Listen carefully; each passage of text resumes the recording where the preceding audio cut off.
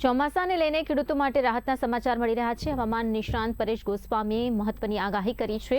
આગામી 24 થી 48 કલાકમાં ચોમાસું સક્રિય બનશે તેમ જણાવવામાં આવ્યું છે। હાલ ચોમાસું દક્ષિણ પશ્ચિમ મહારાષ્ટ્ર વિસ્તારમાં છે સ્થિર। આગામી જ્યાં 36 કલાકમાં રાજ્યમાં અનેક વિસ્તારોમાં વરસાદ થવાની સંભાવના છે। જૂન મહિનામાં જ વાવણી લાયક વરસાદ થવાની પણ શક્યતા વ્યક્ત કરવામાં આવી છે। 28 જૂનથી 3 જુલાઈ સુધી વરસાદનો બીજો તબક્કો પણ સક્રિય રહેવાની આગાહી વ્યક્ત કરવામાં આવી છે। આ વર્ષે રાજ્યમાં 90 થી 95% વરસાદની શક્યતા વ્યક્ત કરાઈ છે।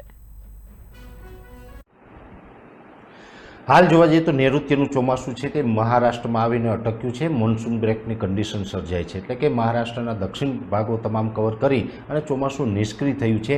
જોકે હવે આવનારા લગભગ 24 કે 48 કલાકની અંદર એક અસ્થિરતાને કારણે જે ચોમાસું છે એ ફરીથી સક્રિય થાય તેવી સંભાવનાઓ છે। એટલે ચોમાસું છે આમ તો નિયત સમયે આમ જોવા જઈએ તો ગુજરાતની અંદર 15 જૂને ચોમાસું આવતું હોય, કદાચ એમાં બની શકે ઘણી વખત 2 દિવસ એટલે કે 24 કે 36 કે 48 કલાક વહેલા મોડું થતું હોય એ રીતે કદાચ ચોમાસું છે એ આગળ વધશે।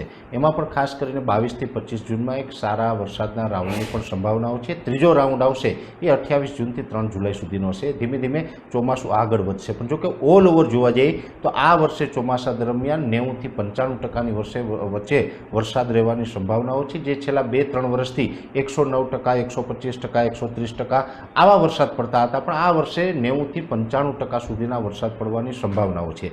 એટલે દર વર્ષની સરખામણીએ વરસાદનું પ્રમાણ થોડુંક ઓછું રહેવાની પણ શક્યતાઓ છે, પણ એનો મતલબ એવો નથી કે ગુજરાતનું ચોમાસું નબળું